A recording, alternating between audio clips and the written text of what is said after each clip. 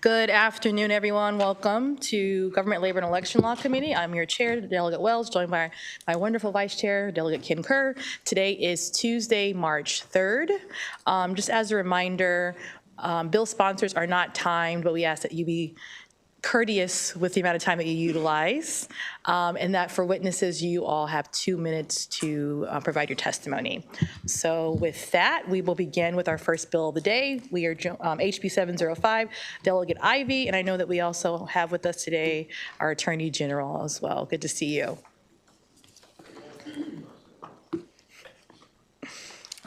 Hello, how are you doing today? Well, good afternoon, Madam Chair, and congratulations, Mr. Vice Chairman, members of the Government Labor and Elections Committee. It really is a pleasure to be here today. For the record, Delegate Julian Ivey here with our Attorney General, Anthony Brown, presenting House Bill 705. First, I just want to commend our Attorney General for the work that he's been doing this year and the years prior.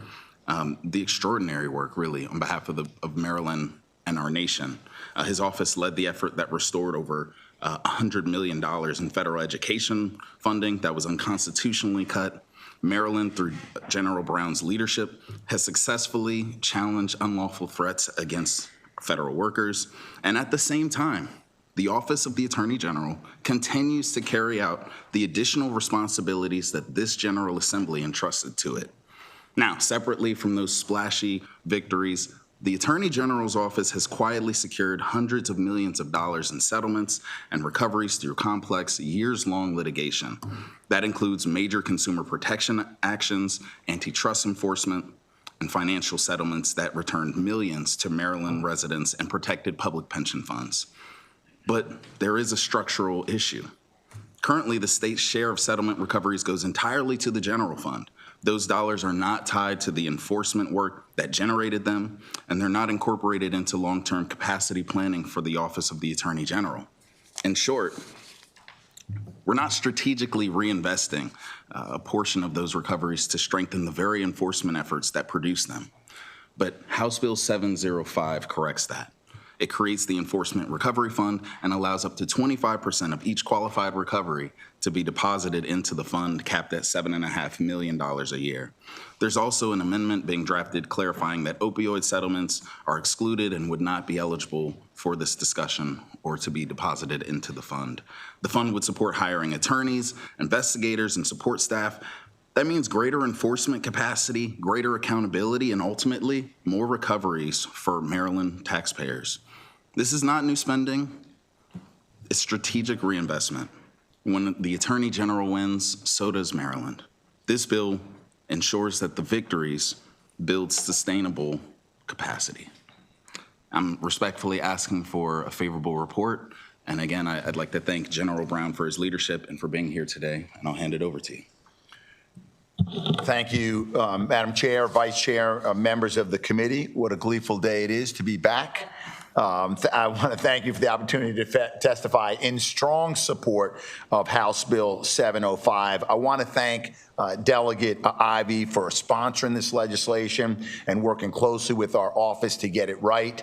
I want to point out and highlight that Delegate Ivey for the past several years has been the vice chair of the Public Safety Subcommittee on Appropriations. He sees our budget every year, and he understands the special funds, the general funds, the reimbursable funds, and he understands clearly the need for this fund to support the work in the Office of the Attorney General. I have provided you with a written testimony, so I'll be brief this afternoon. House Bill 705 creates the OAG Enforcement Recovery Fund. This is a capped, non-lapsing fund sourced entirely from penalties recovered through our own enforcement actions.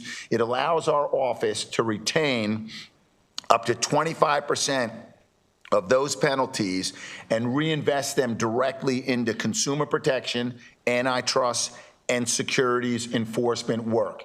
And you know from your own experience, members, that consumer protection issues are probably the #1 issue that your office gets contacted on a daily, weekly, monthly basis. And my team works with your offices often in ensuring that we're doing this work on behalf of our shared constituents. And with this fund, there are no new taxes, no diversion of general funds into this fund, and importantly, no reduced restitution. Victims will always come first. The fund is tightly constrained. Deposits are capped at $7.5 million per fiscal year. Only penalties above $100,000 qualify, and any balance above that $7.5 million cap at the end of the fiscal year reverts back to the general fund, so we're not hoarding a lot of dollars. And most importantly, this fund is performance-based supplement. It may not replace appropriated funding or be used to reduce our budget below what would otherwise be provided. As Delegate Ivey pointed out, the funds will be used for enforcement activities.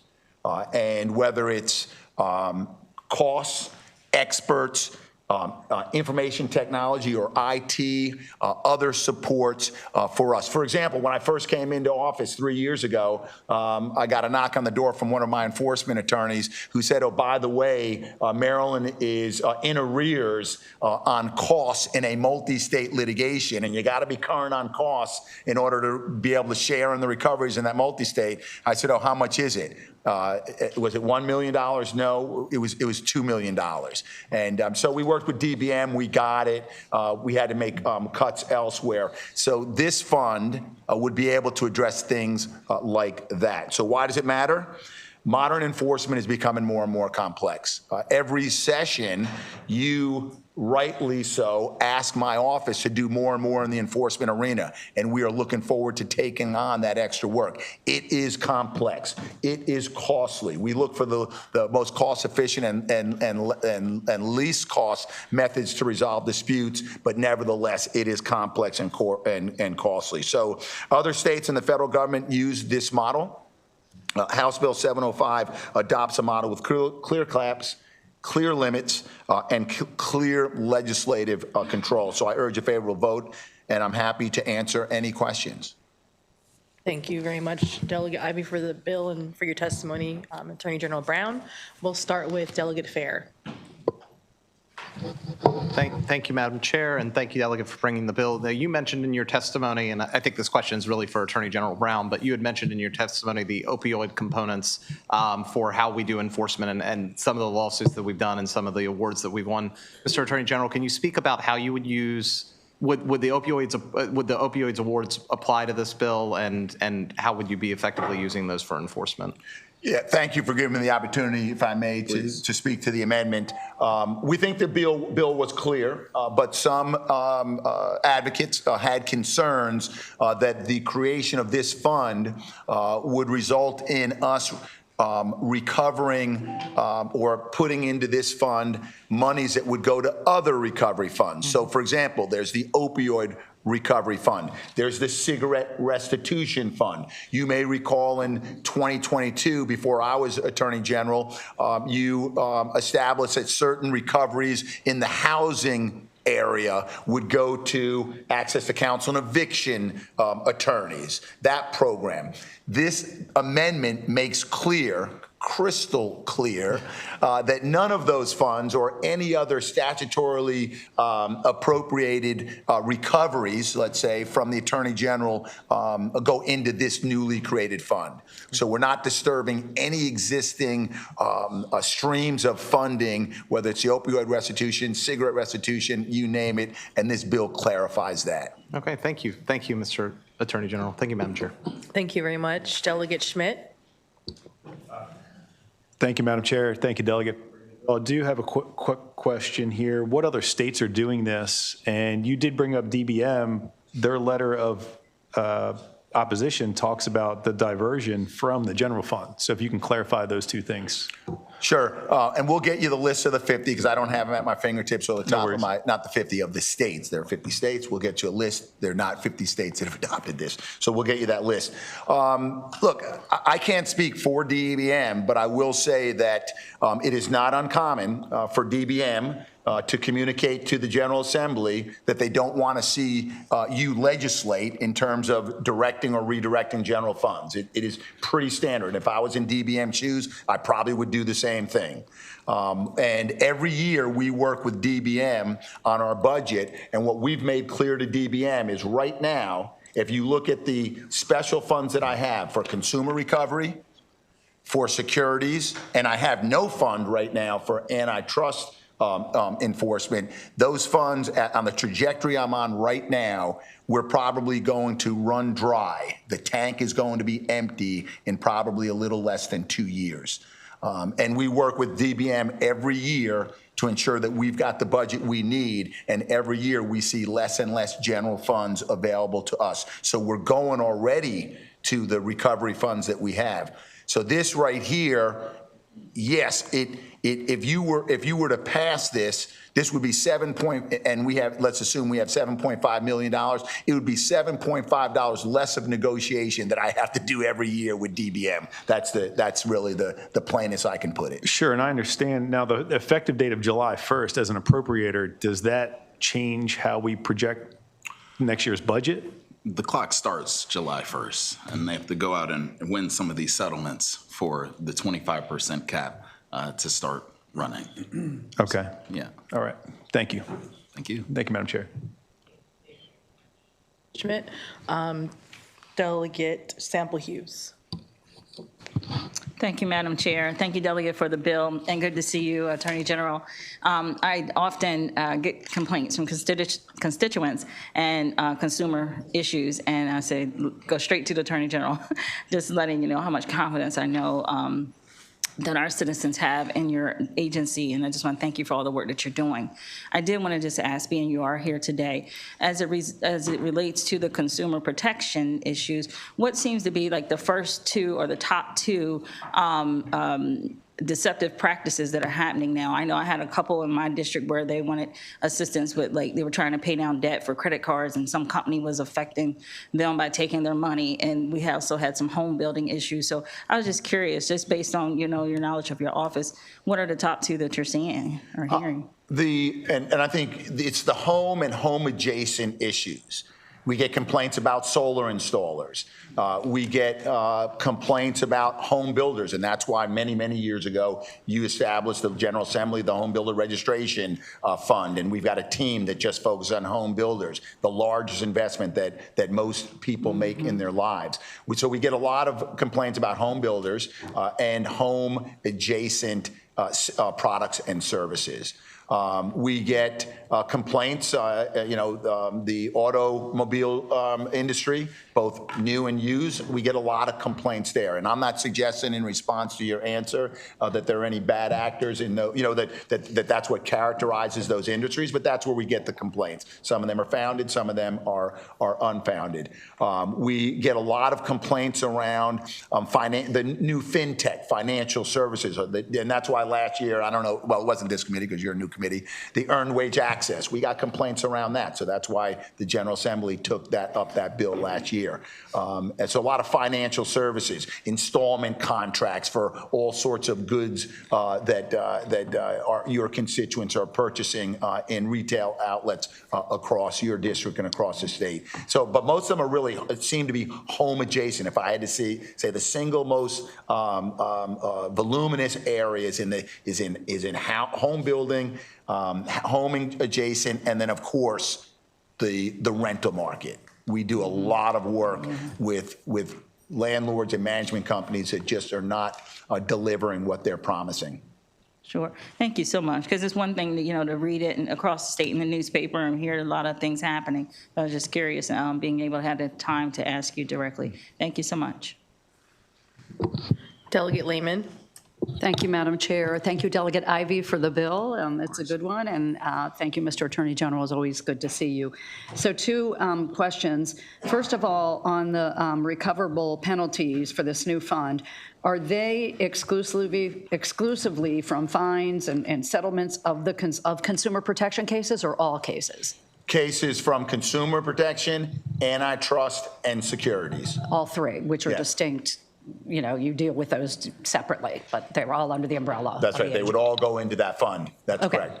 Okay, and then the second question is, I'm curious when the last time that the standard penalties were updated, especially under the consumer protection article. Has it been recent, or has that been a while? I think it's been a while. I think it's been a while that penalties have been updated. It's been a while since fees have been updated. In fact, in appropriations this year, we are asking them to look at the fee schedule for consumer protection and securities, Okay. where some of those fees haven't been updated since the day they were established 30 years ago. Okay, good to know, because if there isn't a sufficient financial deterrent, obviously it's not going to have an effect on bad actors. So I'm glad to hear that. But this bill doesn't address that. But, Right, I realize. We take that as a friendly amendment. Okay, absolutely, no, but thank you for that information. Thank you, Madam Chair. Thank you very much. Thank you so much to the committee for all the questions. Don't think I see any more. Thank you to the bill sponsor, and good to see you, Attorney General Brown. This concludes our bill hearing for HB 705. Thank you very much. We'll move next to HB 896. I know the general has to leave, be across the street very soon, so we'll move on to General Andrew Collins with HB 896. Good afternoon.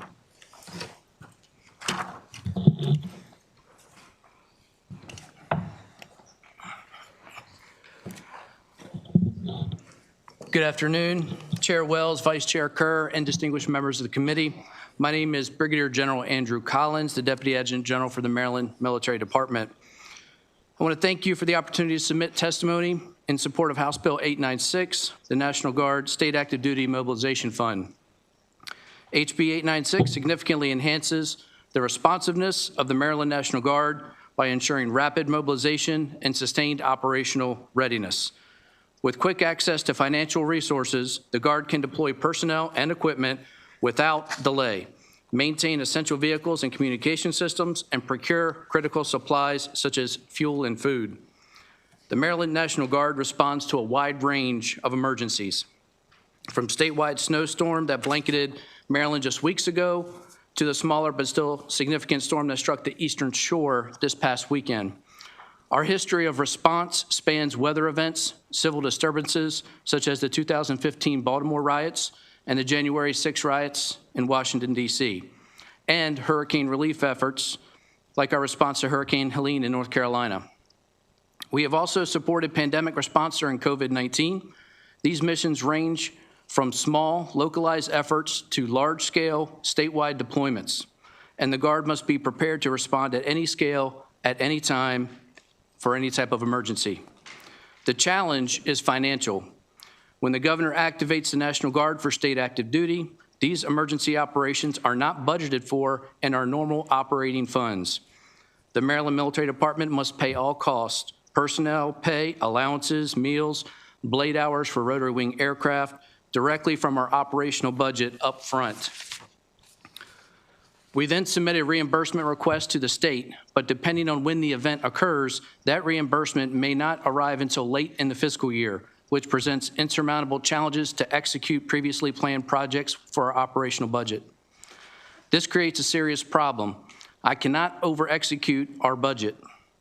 When I need to execute a contract or obligate funds later in the year, I cannot do so with confidence if I do not know whether the reimbursement is coming and when. This uncertainty puts critical operations at risk. HB 896 solves this by establishing a non-lapsing special fund that gives the Adjutant General immediate access to dedicated resources for state active duty operations. This fund removes the dependency on reimbursement timing, protects the department's operating budget, and ensures seamless coordination with local, state, and federal partners without disruption or delay. For these reasons, I urge the committee to issue a favorable report for HB 896. Thank you for your time and consideration. I'm available for any questions you have. Thank you very much, General. Just seeing if there's any questions. I don't see any questions from the committee. So we thank you very much for presenting the bill this afternoon. And this will conclude our bill hearing for HB 896. Have a great day. Thank you. Thank you. We will move next to Delegate Kaiser on HB 1239.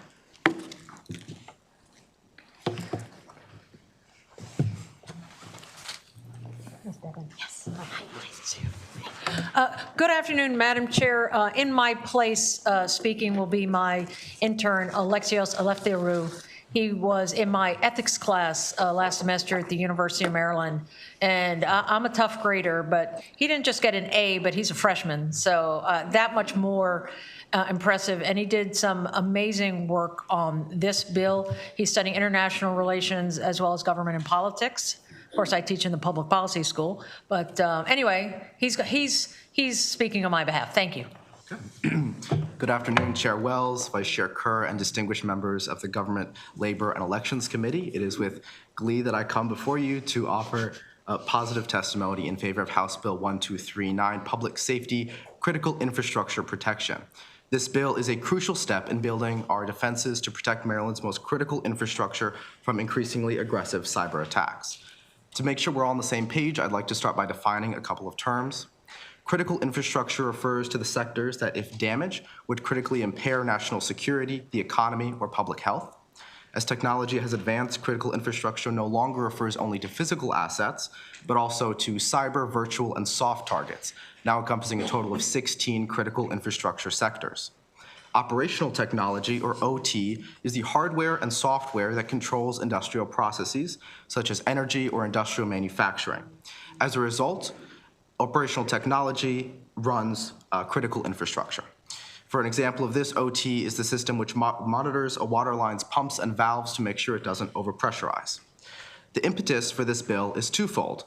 To start, OT systems represent the greatest cybersecurity vulnerability in critical infrastructure due to decades-old designs and institutional lack of expertise in OT in Maryland cyber agencies as well as private companies. Second, recent state-sponsored attacks against U.S. critical infrastructure and attacks against Maryland Department of Transportation and Maryland Public Schools prove that Maryland's critical infrastructure is vulnerable to critical attacks. While the thought of an international actor attacking Maryland's critical infrastructure may seem hyperbolic, the dense concentration of defense agencies at Fort Meade, as well as defense contractors throughout Maryland, make Maryland a prime target for attack. As an example of this, consider Baltimore Gas and Electric. They provide power to Fort Meade, as well as approximately 1.25 million Maryland residents. In the case of an attack against Maryland or the U.S., Baltimore Gas and Electric would constitute a legitimate military target, and of course, any attack against their infrastructure would also harm the rest of Maryland's residents. Fundamentally, cybersecurity is risk mitigation. In protecting critical infrastructure, this bill focuses on high consequence risks. What this means is it focuses on low probability events with devastating effects. Consider the loss of life that could result from a cyber attack bursting a water main and leaving a hospital without power, an eventuality that was proven possible in China's Volt Typhoon attack. The establishment of the Critical Infrastructure Protection Branch through HB 1239 takes a crucial step towards protecting Maryland's most valuable assets and resources by enabling interagency and public-private partnerships to foster best practices, by recognizing foreign and domestic threat levels and prioritizing threatened critical infrastructure sectors by those assessments, by documenting vulnerabilities in OT systems and identifying technical and grant opportunities to solve those vulnerabilities, and by allowing information sharing through incorporating operators of critical infrastructure utilities to join the Maryland Information Sharing and Analysis Center, or ISAC. In addition, amendments have lowered the fiscal note by shifting grant funding as a method of achieving this bill's objectives. You'll be hearing from a number of industry and agency officials testifying on this bill whose concurrence will show the belief that protecting Maryland's critical infrastructure is a vital necessity. With this bill, Maryland will be better equipped to prevent and respond to attacks in our most critical sectors. I urge a favorable report on House Bill 1239. Thank you very much. Chair Wells, Vice Chair Kerr, Delegate Kaiser, and distinguished members of the Government, Labor, and Elections Committee. My name is Marcia Deppen, and I serve as the Interim Director of the Governor's Office of Homeland Security. I'm here to testify in favor of House Bill 1239, which provides a framework for critical infrastructure protection within the state of Maryland. In my role, I coordinate among federal, state, and local partners that have responsibility for critical infrastructure protection, both on the physical side and the cyber threat. Critical infrastructure, as we know, is vital to the fabric of our community. Everyday facilities that house healthcare services, energy generation, transportation, and water and wastewater operations function behind the scenes to support the residents of Maryland. The Cybersecurity and Infrastructure Security Agency, CISA, and the National Security Agency, NSA, have continually warned of foreign threat actors exploiting unpatched or outdated software, compromised internet connection accounts, and weak passwords. The result is stolen, leaked, or encrypted data and systems taken offline. It is imperative that we protect and harden our critical infrastructures from these vulnerabilities. This bill, with the suggested amendments, is extremely helpful in creating an integrated government approach to preparing, protecting, and shielding our critical infrastructure. Defining the roles that each of our agencies play in the event of attack on our critical infrastructure will bring clarity and consensus to a complex issue. Specifically establishing the Maryland Coordination and Analysis Center, Critical Infrastructure Branch, and the Chief Critical Infrastructure Officer assigns ownership of a problem set to an entity which already has federal and state coordination within it. Further identifying the Department of Information Technology as the lead for cybersecurity protection aligns with the recently unveiled state cybersecurity and privacy policy. The Maryland Department of Emergency Management, named to support cascading impacts that such an attack could afford our constituents, aligns with our consequence management operations plan. I assisted in drafting these amendments in consultation with DOIT, MDEM, and MCAC to ensure a whole-of-government approach to critical infrastructure protection and a swift response to threats. For all of these reasons, the Governor's Office of Homeland Security respectfully asks the committee for a favorable report on House Bill 1239. Sorry. Thank you for your testimony. I'll now open it up to committee questions. Delegate Chisholm. Thank you, Mr. Chair, and thank you for bringing this bill. It sounds very similar to the bill I've had passed the last couple of years, but just on the procurement part, and that brings me to my question, because you obviously, your student, and what's your first name again? Alexios. Alexios did an excellent job of describing. You said you don't think it's hyperbolic, but I think that it is very real. And most people will tell you that it's very real. Lexmark is a printing company that actually worked backwards to go through a lot of systems controlled by the CCP to steal information, and they've been pretty effective doing a lot of different states. But I bring it up because in this new, I guess, department, or are we going to be coordinating also with our procurement systems in the state to make sure, because you're doing your best to protect all of our critical infrastructure, and we're only as strong as our weakest link. A weakest link oftentimes comes through different procurement systems that are obviously engaging or contracting with other people that can break down that secure chain. So I just want to understand the full scope of how this is going to work and who you're communicating with. If I may, sir, I'll go ahead and answer this question. So under the executive part of government, we are doing a government modernization initiative. I'm not sure if you're familiar with that, but we are structuring all of our procurement contracts and limiting all of our departments to certain procurement entities that have been vetted through this particular process. So no longer will departments be able to just go and decide who they want as a phone provider or cyber provider. It will be prescripted for them, and that is going to help us to align and really center your concern. Yeah, that's great. I think my bill was focused on the ITAR companies, international tariffs and arms regulation, because we knew they were definitely bad actors trying to get us, but that's good done. I appreciate the clarification on that. Thank you. Thank you, Mr. Chair. Thank you. Delegate Schindler. Thank you, Mr. Chair. Thank you, Delegate. Thank you, Alexios. Good job, guys. This keeps me up at night, the hardening of critical infrastructure, so I appreciate you bringing the bill.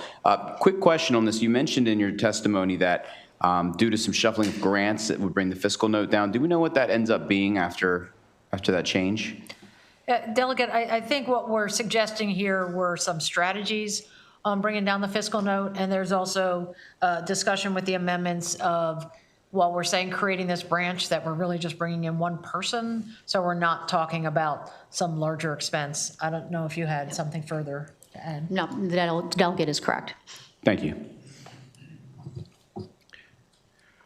Thank you, Madam Vice Chair. Thank you, Mr. Chair. We have a favorable with amendment witness.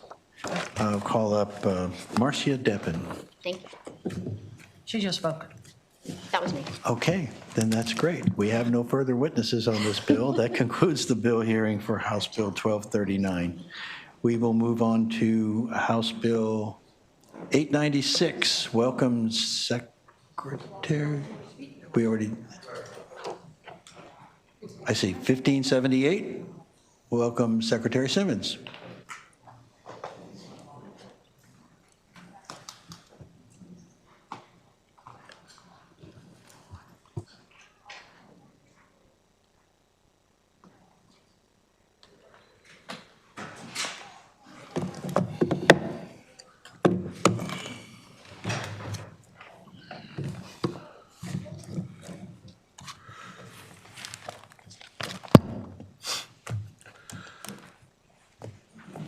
Vice Chair, members of the committee, thank you for this opportunity and for allowing us to be in front of you today.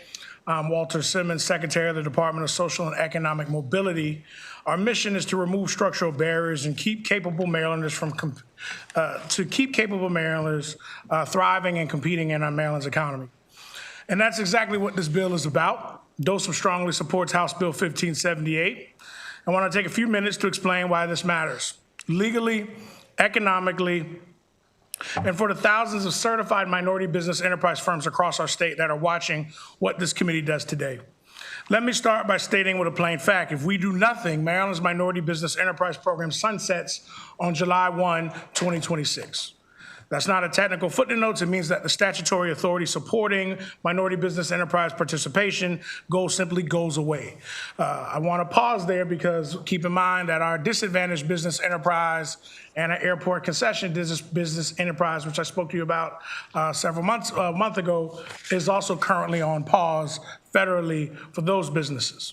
This is over 10,000 businesses that currently could have their contract goals paused, either through the federal choices or the state statute.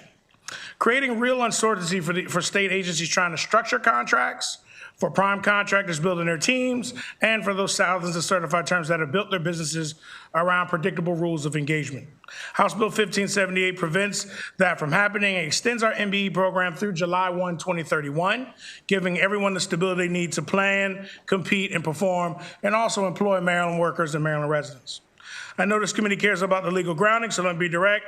Since the city of Richmond versus Crossan in 1989, the U.S. Supreme Court has been clearly race-conscious has been clear that race-conscious state programs are permissible, but they must satisfy two requirements. First, a compelling government interest backed by strong evidence.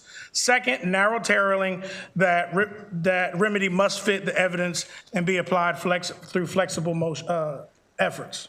Maryland's MBE program must meet both of those tests, and House Bill 1578 strengthens that foundation in two concrete ways. One, it codifies the findings from Maryland's 2025 MBE disparity study. Two, it reinforces narrow tailoring. Goals are calibrated to the disparity data, not arbitrary numbers. Beyond the legal foundation, House Bill 1578 makes targeted, practical improvements that make the program work better. I want to highlight the quarterly reporting. Right now, the Minority Business Enterprise and Small Business Reserve data is reported annually.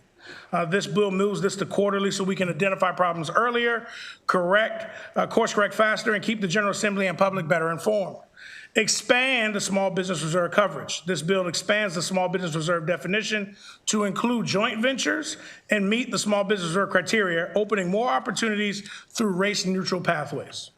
3, the sector coverage is extended. The MBE program already applies beyond traditional procurement to adult use cannabis, public-private partnerships, offshore wind, video lottery terminals, and sports wagering. House Bill 1578 extends the sunset for all of those applications, ensuring Maryland's commitment to a fair marketplace holds across every sector with public benefit nexus. 4, the cross-agency alignment. This is huge and something that we talked about in the last hearing. This bill designates DOSUM's secretary as the chair of the governor's subcabinet on socioeconomic procurement participation and adds the Secretary of Labor as a member, connecting procurement participation directly to workforce and economic mobility outcomes for Marylanders. Vice Chair and committee members, DOSUM's core mission is ensuring that the capable Maryland businesses, regardless of who owns them, can access fair opportunities to compete where public dollars and state authority are at stake. This isn't about preference, it's about making sure that historic patterns of exclusion don't quietly get replicated through the machinery of public contracting, and the successes that we achieved in fiscal year 25 continue in the years as we move forward.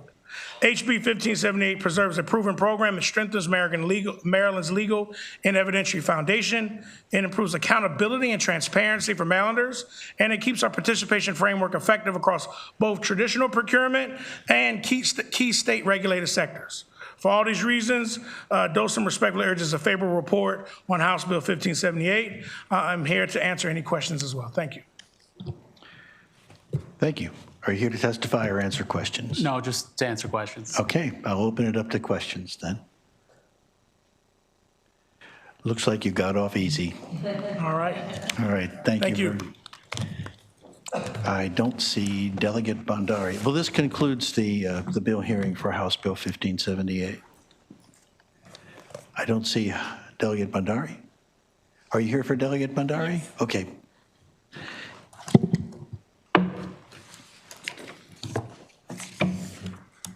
For the record, I'm Sadiksha Basnet. I'm Chief of Staff for Delegate Bhandari, and I'll be testifying on behalf of Delegate Bhandari. Chair Wells, Vice Chair Kerr, and members of Government, Labor, and Elections Committee, the collapse of the Francis Scott Key Bridge on March 26, 2024, claimed the lives of 6 hardworking people and put our emergency response teams to the test. Tragedy struck suddenly, taking the lives of dedicated workers who were working through the night to keep us safe. They were parents, siblings, and friends. They had dreams and hopes, and their lives ended while serving others. And in that same moment of crisis, 5 law enforcement officers demonstrated extraordinary courage. Sergeant Paul Pastorek, Corporal Jeremy Herbert, Senior Officer William Kinsey, Officer Timothy Boblitz, and Officer Gary Kurtz. Their quick and selfless actions saved more lives. While others tried to get away from danger, they ran towards it. They showed the best qualities of public service. That night, the bridge, which many of us have crossed countless times, became more than just a structure. It became a symbol of resilience, sacrifice, and responsibility we share as public servants. The inspiration for this bill comes from the moment like standing with grieving families, seeing our state come together, and realizing that courage like this deserves more than applause. It deserves lasting recognition. The inspiration, HB 1333, established the Maryland Law Enforcement Public Service Medal as the highest state honor awarded to sworn law enforcement officers for exceptional public service, valor, and heroism. This medal will recognize officers who demonstrate extraordinary courage while on duty, risk or sacrifice their lives to save others, prevent significant crimes, or respond to critical emergencies that impact public safety. The bill sets up a formal nomination and review process within the Department of Public Safety and Correctional Services. It allows up to 5 medals to be awarded each year and requires an official state ceremony in Annapolis, so the recognition will last. Importantly, at the first annual ceremony, the 5 officers who responded during the Key Bridge collapse will be formally awarded this medal in recognition of their heroism. This legislation ensures that Maryland has a structured, enduring way to honor those who rise in our darkest hours. Last year, we passed a bill that included workers, but this year, at the advocate's request, we are introducing a separate bill to make the process smoother. The Maryland Chiefs of Police Association MCPA, and the Maryland Sheriff's Association MSA supported the bill last year with an amendment. As we rebuild our bridge and strengthen our communities, let this medal be a symbol of gratitude. It will remind us that extraordinary courage will not be overlooked and that those who protect and serve Maryland will always be honored. I respectfully urge a favorable report on HB 1333. Thank you. Thank you. Do we have questions for the sponsor witness? I don't see any. Thank you for your testimony. Thank you. And that will conclude the hearing on House Bill 1333. Looking to see if Delegate Phillips walks in the room, and he does, right on time. Welcome, Delegate Phillips. This is House Bill 1206. Thank you. Yep, what was I gonna say?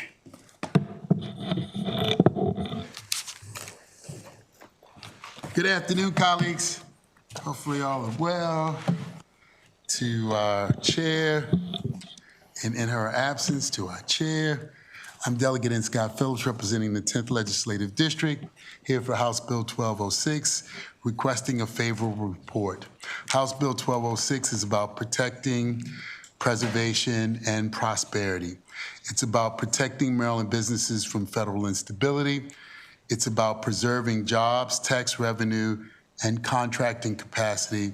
And it's about securing prosperity for communities that depend on these firms to survive and to succeed. Today, thousands of Maryland businesses certified as disadvantaged business disadvantaged business entities are caught in a federal reevaluation freeze.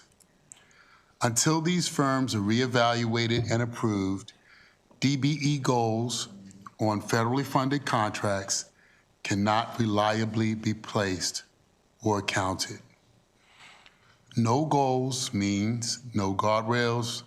No guardrails means no guaranteed inclusion. No inclusion means shrinking opportunity. Shrinking opportunity leads to shrinking revenue, shrinking payrolls, and shrinking participation in our procurement marketplace. What do I mean?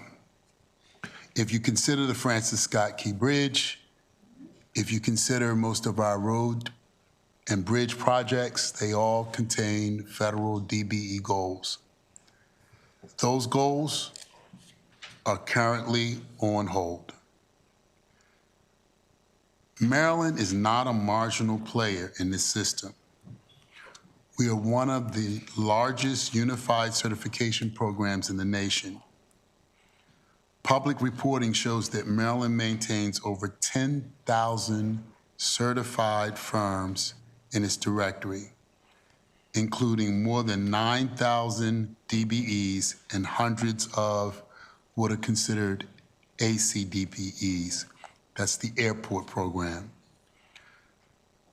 In the midst of all of this, Maryland accounts for approximately 18 to 25% of all federally certified DBE firms. So if you consider that, more than Texas, more than California, more than New York, small state of Maryland, using conservative industry averages of approximately 9 employees per small contractor, nearly 87,000 Maryland jobs are tied to firms operating within the certification ecosystem. If even half of those firms experience meaningful disruption during the reevaluation bottleneck, more than 40,000 Maryland jobs are connected to businesses facing revenue contraction. If those firms experience even a modest 10% revenue decline, billions of dollars in annual business activity are placed at risk, along with hundreds of millions of dollars in potential state and local tax exposure. These firms are not abstract policy instruments. They are employers. They are entrepreneurs. They are economic engines embedded in our communities. These firms hire locally, they mentor locally, they reinvest locally. If our values in Maryland are to expand equitable participation in government contracting, then allowing reevaluation delays to quietly suffocate these firms would be a silent setback, a death knell for many minority-owned businesses that have fought for decades to gain a foothold in public procurement. I want to stop there and just add that one of the ways that the administration, the current federal administration, has thwarted the development, particularly in minority businesses, is by practices just like this. Whether it is pulling back on 8A programs, silencing and removing resources from the Minority Business Development Administration without going through Congress to do it. They've just decided we're not going to do certain things. The DBE program is a great example. House Bill 1206 is not about expanding eligibility. It's not about lowering standards, and it's not about preferences. It is really just about preparation. The bill establishes a temporary DBE reevaluation assistance program within the Department of Social and Economic Mobility in collaboration with the Department of Commerce. This would provide technical support for application preparation, financial documentation review, ownership and control verification, narrative drafting, and pre-submission completeness checks. In short, it prevents the process from becoming punishment and ensures that Maryland firms do not lose their certification because of paperwork, pitfalls, or procedural problems during the period of federal uncertainty. It is structured, it is strategic, and it sunsets in 2 years. This is a stabilization statute, a bridge through what has become federal turbulence. To the members of this committee, this is a moment for foresight, prevention over paralysis, and preservation over regret. House Bill 1206 safeguards our supplier base, secures federal dollars, and sustains small businesses that sustain our state. I respectfully ask for a favorable report, and I look forward to answering any questions that you might have. Thank you, Delegate Phillips. Secretary Simmons. Yes, I'm going to skip some of the normal pleasantries, but I want to be direct in that the interim final rule that was released on October 3rd, and we mentioned in our last hearing, is not a routine regular update. It is the most significant change to the United States' disadvantaged business enterprise and airport concession disadvantaged business enterprise in United States history. It was a sweeping change that is going to affect 41,000 businesses. As Delegate Phillips mentioned, Maryland is the largest state housing DBEs and ACDBEs in the United States. Our small geographical footprint competes with New York, Pennsylvania, California, Texas. That is 7,600 current DBEs that are impacted, which means they are no longer counted towards compliance. There's also thousands of other DBE applications that are now on hold indefinitely. In their place, the IFR and the previous social and economic presumptions, now the IFR requires every single firm to submit an individualized personal narrative and an updated personal net worth. They already had to do a personal net worth along with application. This is the addition on the personal narrative. And I want to quote this from the rule. Each of these firm owners will have to, in direct quote, identify specific instances of economic hardship, systemic barriers, and denied opportunities that impeded their owner's progress or success in education, employment, or business. This requirement has never existed before. The DBE firms have never had to write or submit anything like this, and yet all 7,600 Maryland certified firms will have to now do this in the process along with the rest of the country. But to scale this to scale, this is a huge undertaking for small and disadvantaged businesses. Also, not only the thousands of businesses, but the impacts of the thousands of Maryland residents that they employ. DOSM has already received 20 temporary contractors to assist with the reevaluation process itself. That's going through the 7,600 applications. We are grateful for those resources. However, and in this critical impact, in this critical time, those contractors are not equipped or intended to be public-facing with the thousands of businesses. They are not available to help DBE firms owners understand the regulation, understand the compliance, and complete the new personal narrative requirements. That gap is precisely which House Bill 1206 is designed to address.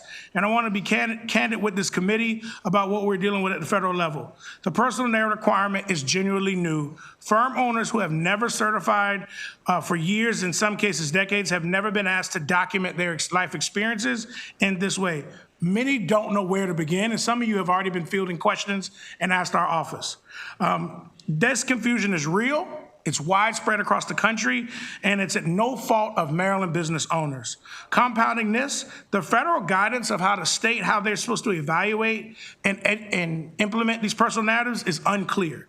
The standards are ambiguous. The Trump administration has not provided the kind of technical assistance or clear regulatory guidance that is traditional in these types of major changes. States have been tasked with implementing this fairly and consistently with minimal guidance, and Maryland, like other states, have been left to navigate these unprecedented process without adequate federal support.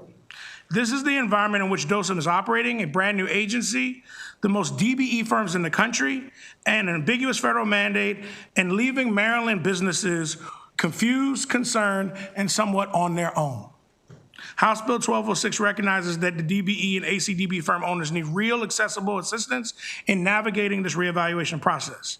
The intent of this bill is to help Maryland's small and disadvantaged businesses understand and complete the new personal narrative requirements. Is good, sound policy. It's the right thing to do. These are businesses that have played by the rules, built their livelihoods in our state, and now find themselves facing an entirely new federal burden. DOSM fully supports the underlying policy and intent of this bill.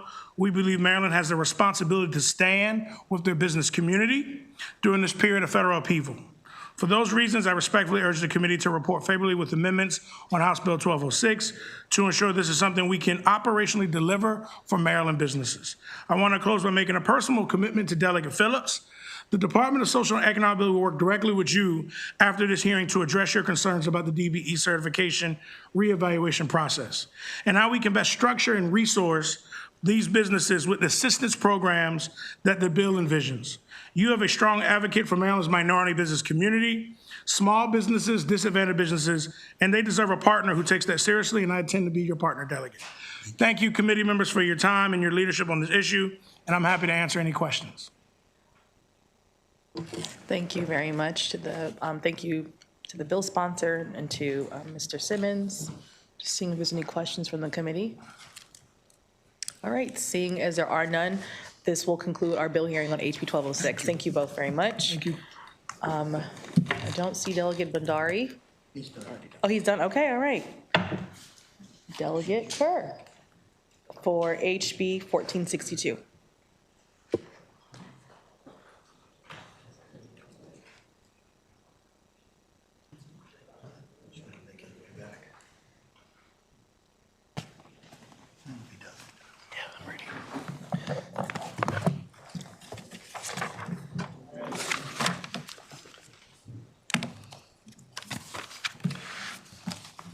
Good afternoon, Chair Wells, members of the committee. I'm Delegate Ken Kerr. I'm here today presenting House Bill 1462, Department of Economic and Social Mobility, Individuals with Disabilities. In Maryland, we have 1.1 million adult residents who report having some form of disability. Maryland is considered a leader in disability advocacy, disability rights, and ADA compliance, yet there's still places where we can make progress in the state's effort to weave a strong safety net for individuals and families who seek full access to resources that build independence, self-reliance, and the full realization of individual skills and abilities. House Bill 1462 seeks to encourage the social and economic mobility of individuals living with disabilities through the newly created Department of Social and Economic Mobility, a renaming of the Office of Small, Minority, and Women Business Affairs to include disability among the affairs managed by that department. I'll now turn it over to my panel to explain the need for this bill and what prompted its creation. So, good afternoon. Thank you to Chair Wells, of course, Vice Chair Kerr, and the distinguished members of the committee. My name is Thomas Cohn. I am the Vice President Counsel of Blind Industries and Services of Maryland. BISM, Blind Industries and Services of Maryland, and Maryland Works are two of the preferred providers that are currently providing products and services to the Maryland procurement system, both to state agencies and state-related agencies under that legislation. As a result of the Procurement Reform Act that was passed last year, there was a shuffling of the deck where we believe that where the Department of General Services at one point was responsible for the preferred provider program, they have been removed from that process. With the advent of the new department, we believe that it's appropriate for the preferred provider program, again, Maryland Works and BISM, to be included under the aegis of the Office of Small, Minority, and Women's Business Affairs. Interestingly, as you heard the Secretary testify earlier today, this is exactly the type of work that they do, which is to represent and make sure that Marylanders of all backgrounds have an opportunity. It's very nice for me to be in front of you and say this does not cost any money. It is just a formal realignment that allows GOSMA to be responsible for the regulation, oversight, and most importantly, enforcement of the preferred provider program and what is already set into law. I ask for a favorable report, and I'm available for any questions.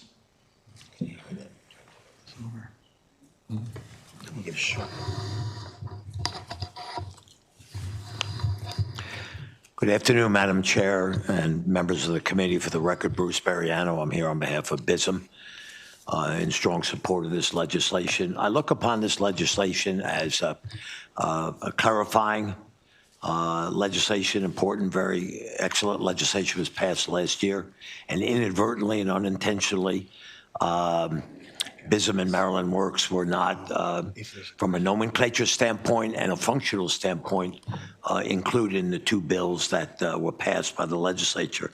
I do not say this critically. It was unintended. It's a very busy session, but this bill would include not just those two entities, which are very active in the law, very active in the day-to-day programmatic social activities of the state, but also, as indicated, there's a pricing selection committee, and that really needs to be in a place where it knows who it reports to, who its authority is with, so that it can function on a regular basis with Maryland Works and with BISM in terms of price selection.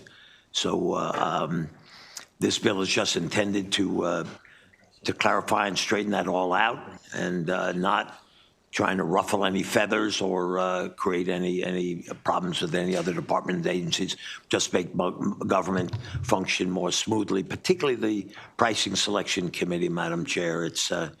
It really is an important function and needs to be clarified. And we're very grateful, BISM and Maryland Works, to Delegate Kerr, the Vice Chair, for his willingness to put this in and his understanding of this issue. Thank you very much. Thank you very much to the bill sponsor and to the witnesses, Delegate Fair. Thank you, Madam Chair, and thank you for bringing the bill forward. I think some of us on the committee who aren't as familiar with as many acronyms as are getting thrown around might be getting a little bit lost, and I'm certainly not speaking for myself here. Looking at the bill, it appears that even though the current department says minority, we need to classify disability separately. Can you A, help define what the acronyms are that we're throwing around here? And also, is that really the challenge, basically? Is that disability is just not picked up in the existing title? Tom or Bruce?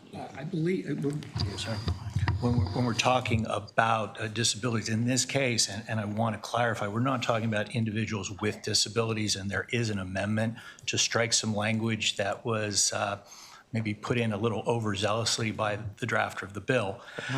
What this deals with is only the Preferred Provider Committee, the Preferred Provider Program, which is Maryland Works, which works with agencies, organizations that hire disabled people to provide services, and BISM, Blind Industries and Services of Maryland, where our mission is to essentially create jobs, vocational opportunities, and training for blind individuals to create products which we then sell to the state. The PSC, which is the Pricing and Selection Committee, is the oversight. It's populated by 5 different departments. The DGS was the leader at one point. They've been removed from the Pricing and Selection Committee. I don't know why, as Bruce said, I'm sure it was just an oversight. But the Pricing and Selection Committee has to approve all of our pricing for products, make sure that they're on the procurement list and that they're fair market value. So they do a lot of research and work, and we assist in that. On the Maryland Works side, it's about service contracts. For the airport, for example, the janitorial services are part of a contract that Maryland Works would review and work with the Pricing and Selection Committee to make sure that it's accurate. What we're looking for is to have that program be given a home, since it's clearly not DGS anymore. We've spoken with the secretary, the special secretary of the governor's office. This is the right place because it already deals with situations like this, a minority business program being one of them, where there are regulations, there's oversight, and then there's enforcement. We think that program fits perfectly into that area. So the adding of the word disability only applies to the preferred providers that work with the disabled community. Gotcha. Okay, thank you. Appreciate that. Thank you, Madam Chair. Thank you very much for the question. All right, seeing no more questions for the bill sponsor and the sponsor panel, I do have, I know listed here for information purposes, but Ann Blackfield. Yes. So didn't know if. We have spoken with her. We're aware of it. What we're suggesting, again, at overzealous. Is that her there behind you? I'm not asking. Yeah, oh, I'm no. sorry. I'm glad to hear you guys have spoken. That's a good start. For sure. Good afternoon, Ms. Blackfield. We're settling the matter. Okay, thank you. That's what he was trying to say. Let's hear it from Ann first, Sure. Ms. Blackfield. No. Sure, thank you. Good afternoon, Ms. Blackfield. Good afternoon. Thank you to the committee. Hopefully I'm speaking in the microphone. For the record, my name is Ann Blackfield. I'm the Deputy Secretary for the Maryland Department of Disabilities, MDOD. I'm joined in the audience by the Executive Director for the Office of Disability Employment Advancement and Policy within MDOD, Jade Gingrich. I am going to go on record as being a terrible info-only witness because we actually came because we were genuinely somewhat confused about what the bill was doing and wanted just to hear the conversation, be able to participate. We did file written testimony explaining that the Maryland Department of Disabilities, MDOD, is charged with advocating for policy for people with disabilities, including as part of our newly created Office of Disability Employment, advocating for employment opportunities for people with disabilities. We were looped in very late prior to this hearing about maybe some of the other things going on with this bill. So we were reacting to the bill as written when it was first filed. And we were concerned that particularly language in section 94117 was adding requirements to the Department of Social and Economic Mobility that seemed to duplicate work that my department and our Office of Disability Employment might be doing. I have heard assurances verbally from Mr. Cohn that this is going to be amended, but we wanted just to make sure that people were aware that right now as written, there creates some sort of statutory overlap between our department and the Department of Social and Economic Mobility. I'm happy to answer any questions, but like I said, we kind of came because we weren't sure what the bill was doing either. So if you do have any questions, I'm happy to answer them. Thank you. I do have a question. I want to make sure, are you okay with the bill now that you know more, or have had more conversations with them, or is there more discussion to be had? So so I can sort of answer, I've got two answers, sorry. Obviously our concern was the statutory overlap. We don't particularly, we're not involved with the preferred provider program. Like, that's something that's sort of not our area, which is partially why we were so anxious to make sure that we kept our respective departments kind of distinct. So I don't think we can't really weigh in on the bill as potentially amended because we haven't seen the full set of amendments. So, but you at least acknowledge that the capacity of what they're seeking to accomplish is better suited for DOSM. Certainly, wouldn't be with us. Okay. So I think, All yeah. right. So, okay. You answered my but question. Yeah, I can't weigh in on the rest of it. Okay. So. No, thank you very much. I wanted to make sure I had clarity. Seeing no further questions from the committee, thank you so much, Ms. Blackfield, for being with us today. This concludes our bill hearing for HB 1462. Madam Chair, are you prepared? Okay, perfect. Good to see you. So we will next call up Delegate Valderrama for HB 997. May I bring my panel up? Yes, you may.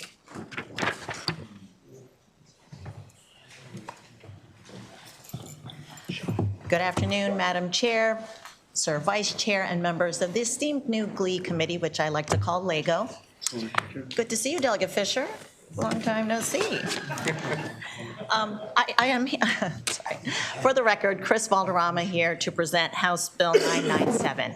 I just want to say to the committee that for those of you who know me and know my legislation, I am pro-labor, right? I support our working forces. There was I just want to let people know on the record that this is with good intention.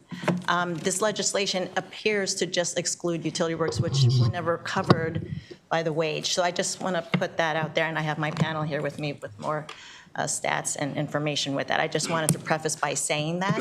So with that said, good afternoon once again. I will mention that 5 years ago, during the 21 special session, we here in the General Assembly passed legislation expanding prevailing wage requirements to the contractors and subcontractors working on underground utility projects. So what this bill seeks to achieve, a necessary corrective measure, if you will, because the DOL's current implementation of that law has fundamentally strayed from our original legislative intent. So to set these new contractor rates, the department initiated a wage survey. The problem is that they expanded the survey to include the wage data of the utilities' own internal direct employees, which should not have taken place. So mixing the internal utility data, which involves distinct collective bargaining and long-term retention models with private contractor data, artificially skews the calculation. It creates a rate that simply doesn't reflect the actual private sector construction market. So if these flawed rates are applied, infrastructure project costs will spike, and that financial burden would be passed directly to Maryland families through higher utility bills. It will also instantly penalize existing contracts, forcing a highly disruptive renegotiation process. So this concern has been widely shared, and even organized labor, including the Laborers District Council, LIUNA, has formally warned the department that this approach fundamentally alters current wage rates rather than reflecting actual prevailing practices. So House Bill 997 would provide the statutory clarity that is needed. It simply prohibits the commissioner from using the wage data of direct utility employees to calculate prevailing wage rates for outside contractors. This would ensure that our prevailing wage expansion remains fair, predictable, and grounded in the actual construction market. So exactly as we originally intended. So with that, Madam Chair, Vice Chair, and members of this committee, I would respectfully urge a favorable report on House Bill 997. Good afternoon. Thank you, Chair Wells. Thank you, Vice Chair Kerr, and members of the committee for the opportunity to provide testimony on HB 997. My name is Julio Palomo. I'm the President and Assistant Business Manager of the Philadelphia, Baltimore, Washington Laborers District Council. We are an affiliate of LIUNA, the Laborers International Union of North America. LIUNA fully supports HB 997. We have more than 5,000 members who live and work in Maryland, and more than 1,000 of our members work on contracted out gas pipeline replacement projects for BG&E, Washington Gas, and Columbia Gas. Back in 2021, the General Assembly passed legislation to expand the state prevailing wage law to cover contracted out underground utility construction. This law has been a blessing to our members and non-members who work on these projects. It has lifted up their wages so that they are consistent with the wages of those who are working on state public work projects. That was the original intent of the General Assembly. The Maryland Department of Labor has initiated a wage survey to create wage rates specifically for underground utility work. Passing HB 997 will clarify that the original goal of the General Assembly was to expand the state prevailing wage law to include the contracted out underground utility workforce and treat these workers the same way the state treats those who work on contracted out public works projects like state highway projects and state building projects. If I thought for any second that this was going to have a negative effect on any of my brothers and sisters at the building trades and beyond, particularly the IBW and the pipeline or the pipe contractors, I would not be up here. I do not believe there's going to be a negative effect with the passing of this law. We are simply clarifying the language. The economic improvements that have been realized these past 5 years are immense. And as we continue to navigate this new frontier, HB 997 will ensure that stability of this market continues to move in the proper direction. For these reasons, LIUNA urges the committee to issue a favorable report on HB 997. Thank you, Madam Chair, members of the committee. My name is Bill Kress, here today on behalf of LIUNA. To back up and give you a little bit of context, so you heard we passed prevailing wage and applied it to utility work back in 2021. 2 years later, we passed another bill to straighten out who would actually administer the program. And then 2025, there was a subsequent bill to deal with what contracts would be affected and when. And so we thought we were at the finish line recently when the Department of Labor decided to do a wage survey. Unfortunately, they decided to include utility employees, direct utility employees. Those employees have never been subject to prevailing wage. They earn, they're living through a collective bargaining agreement. Prevailing wage does not apply to them. And so the result of the current survey is that it will raise the rate substantially. So why is that a problem? It's a problem for two reasons. You're going to obviously increase costs for ratepayers, but you're going to drive the contractors and the labor unions back into negotiations again. It took us several years to get that straightened out. We're at the finish line. This is the last issue that we need to have addressed. Again, it would not affect workers in the trades who work for contractors. It would only affect utility direct employees. So it's a small fix, and we hope that the committee will look at this favorably. Thank you. On behalf of the Maryland Minority Contract Association, my name is Sean Malone. The chair will take notice I'm testifying on the same side as LIUNA. But the reality is, when this bill came into effect and we expanded prevailing wage to utilities, we didn't oppose that bill. Utilities didn't oppose that bill. But we worked to create a bill that would create a substantially similar process to the prevailing wage that's done in the public sector. The prevailing wage is not minimum wage. It doesn't set the wage. It doesn't change the wage. It doesn't change the way people perform work. It's supposed to take a look at the existing contractors in a region and determine what is the wage that's paid based on benefits and ensure that people are bidding at the appropriate rate and so forth. But it is not to set a new wage. The way this current survey, well, the first survey came out in a completely different industry. It was going to be done on highway workers. They're now looking at the actual people who do the work, which is utility workers. And that work that's currently being done is not done by BG's in-house union. They do more specialized work. They do different work. So the appropriate survey is to take a look at the contractors who are actually doing that work. We have several minority contractors who do that work currently, who have done utility work for close to 30 years. You'll hear from former Secretary Kristen Johansson, who's with Stella May, after we testify as to the impacts of this. But this prevailing wage was never applied to this industry to change the industry, to artificially inflate rates. It was just to determine what that rate is so that to ensure that contractors were uniformly paying that in a competitively neutral fashion. So we thank the chair for introducing this bill, and we urge a favorable support of this common sense legislation. Thank you very much to the bill. Is it, okay, you're on this panel as well. All right, I'll let you go, Mr. Johansson, correct. And then I'll call on questions. Okay. Good afternoon, Chair Wells, Vice Chair Kerr, members of the committee. My name is Christian Johansson, and I am Chairman and Chief Strategy Officer of Stella May Contracting. We're a minority business enterprise utility contractor in Maryland, and we rise in support of HB 997. This bill provides necessary clarification of Maryland's prevailing wage law under Act 5-305.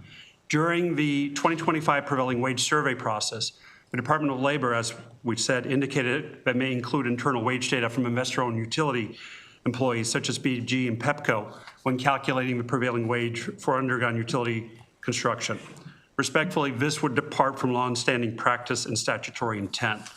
And Maryland's prevailing wage statute governs contractors performing covered public work. It doesn't apply to investor-owned utility employees who are compensated, as we've said, under separate collective bargaining agreements. So they're not even impacted by this law.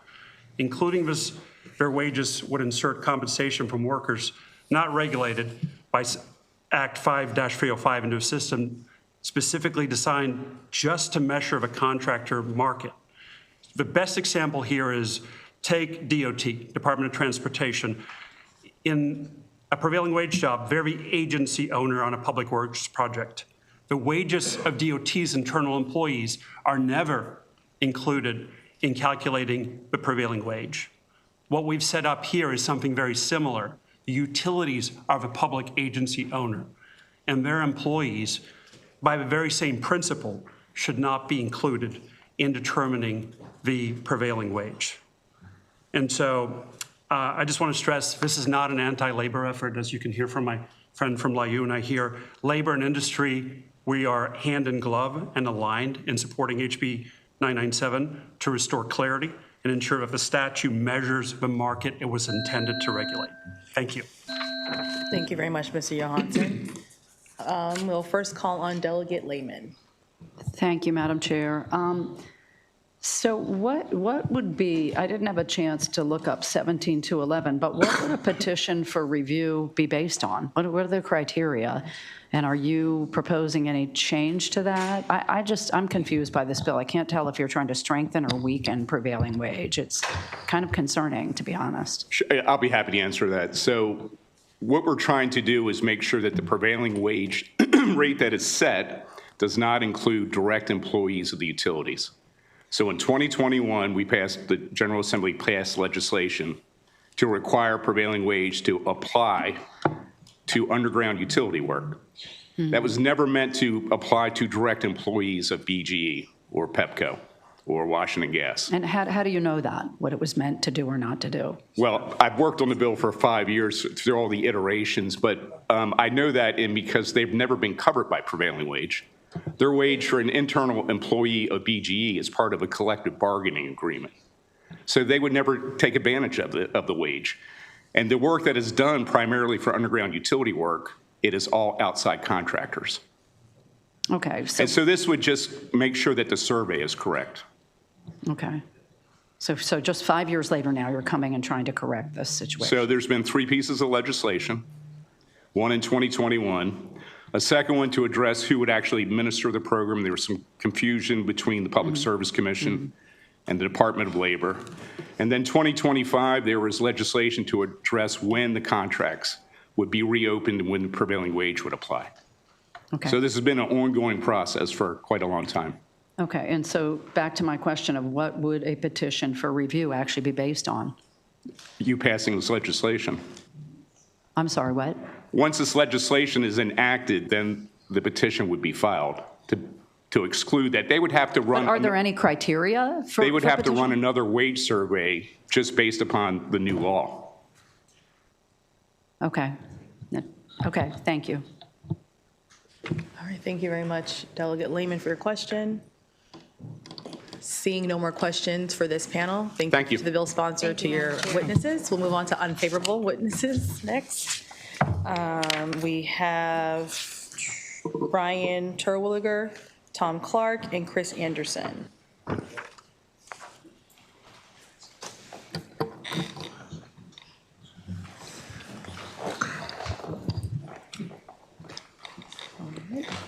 You may begin. Hi. Chair Wells, members of the committee, thank you for the opportunity to talk today. My name is Brian Terwilliger. I'm the Assistant Business Manager for IBW 410. We currently represent more than 1,450 Baltimore gas and electric workers. I'm also here to speak on behalf of 1,900 as well as 1307, who represents Delmarva and Pepco's employees as well, more than 3,000 utility employees. House Bill 997 is simple.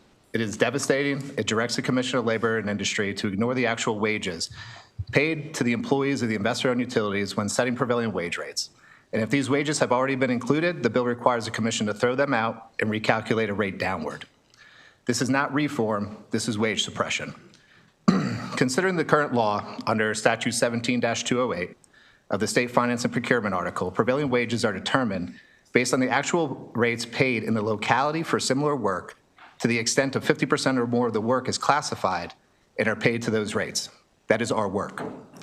Nothing in Statute 5-305 of the prevailing wage statute prevents unions representing utility workers from providing this data. We've already seen what happens when the truth is finally examined.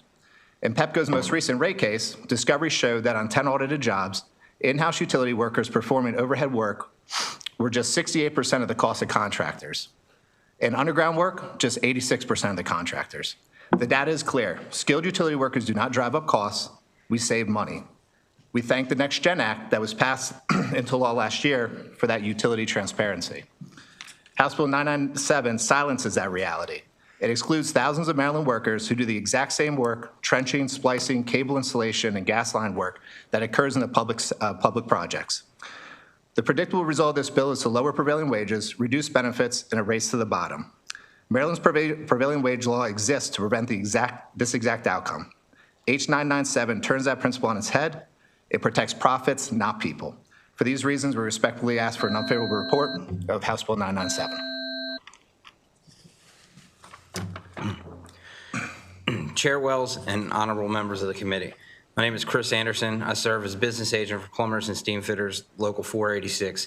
We represent more than 2,600 skilled trades people working across multiple sectors of piping industry, including highly technical gas fitting work.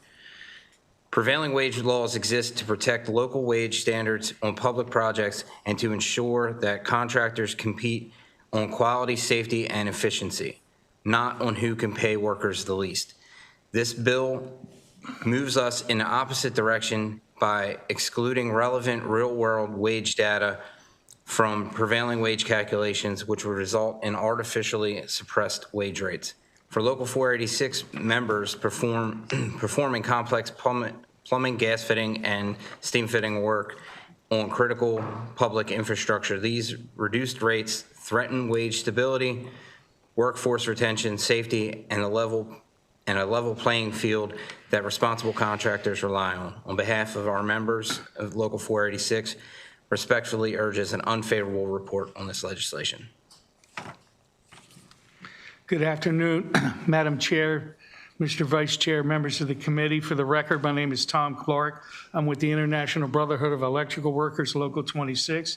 I'm also honored today to represent Local 70, the linemen in the D.C., Prince George's, Montgomery County area. Together, we represent some like 13,000 working people. Local 26 and Local 70 are opposed to HB 997. We are opposed to any bill that calculates prevailing wage without using the wages that apply. As you know, in 1931, the Davis-Bacon Act was national, states followed, and the idea was when tax money is used for a project, and we can use it in the same thing with the utility, when consumers are used, you should be paying the prevailing rate for that area.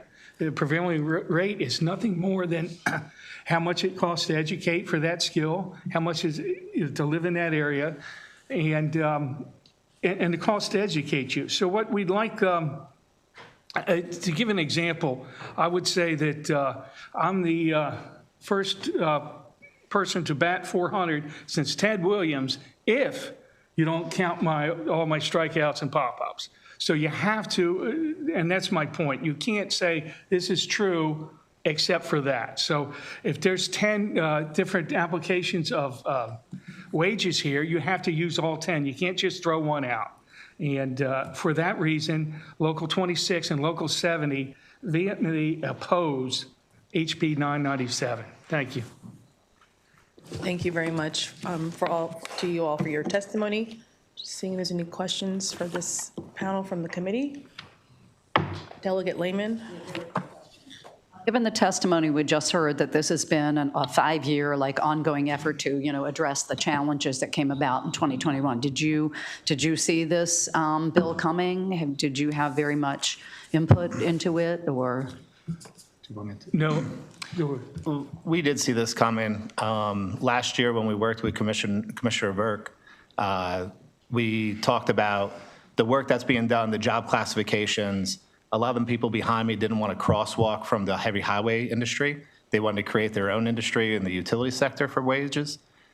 We asked how you want to go about doing that. And essentially, whoever does 50+% of the work gets it. And based on the multi-year rate proceedings, in-house labor does more than 50% of this work. We were able to prove it, and now they're trying to pass legislation to stop it. Absolutely. Thank you very much, Delegate Lehman. Okay, seeing no further questions from the committee, this ends our bill hearing for HB 997. We'll move on next to Delegate Schindler for HB 831.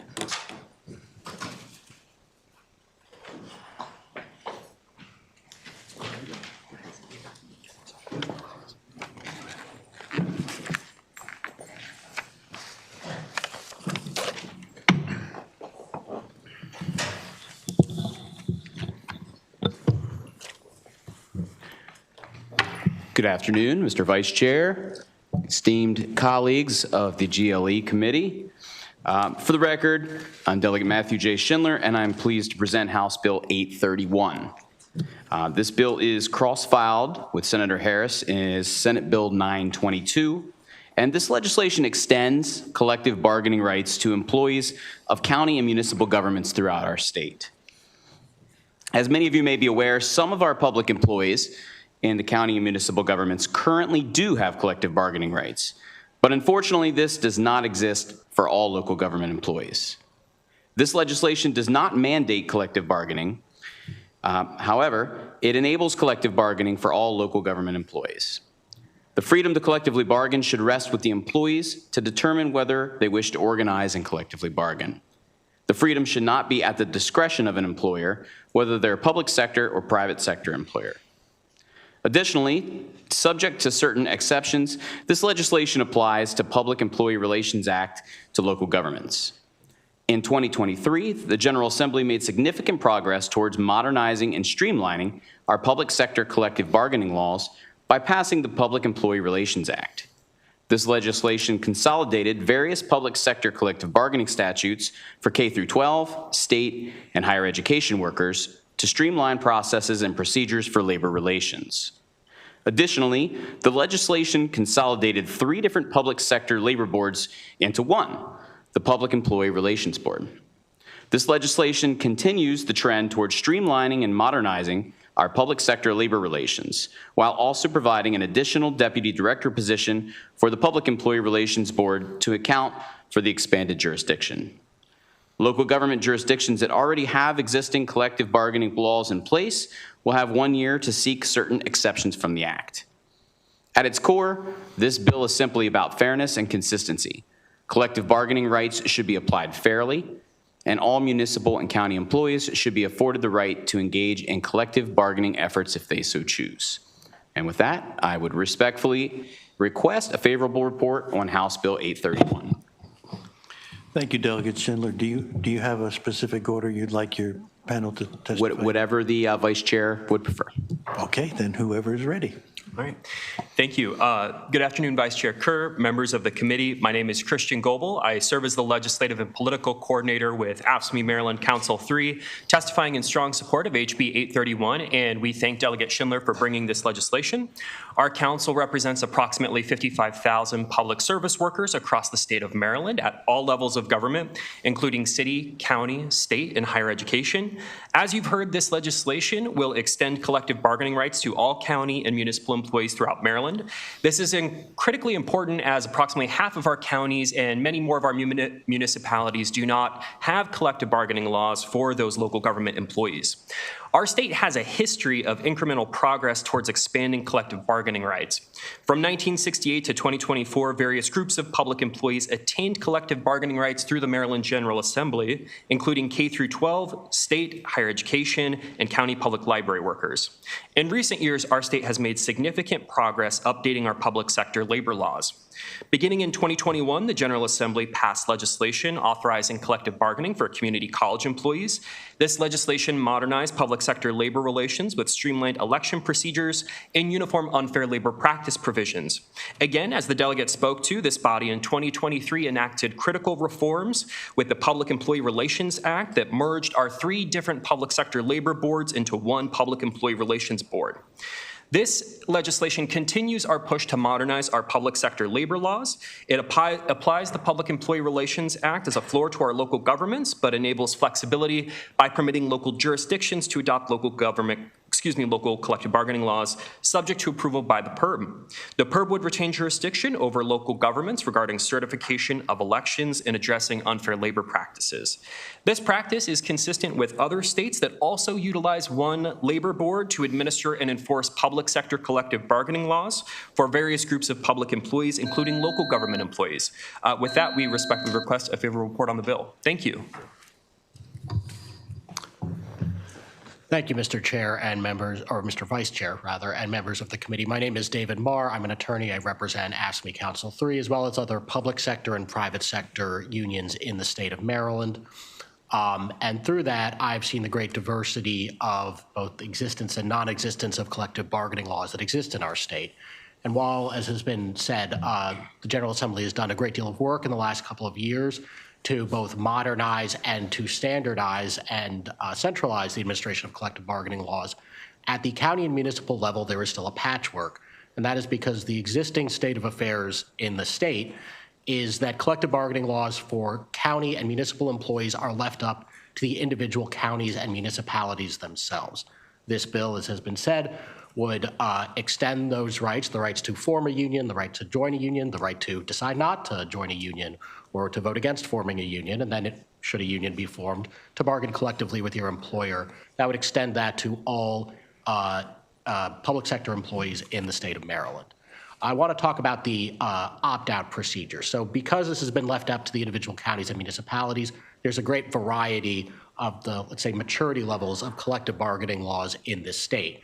And many counties and some municipalities have mature, good, strong collective bargaining laws.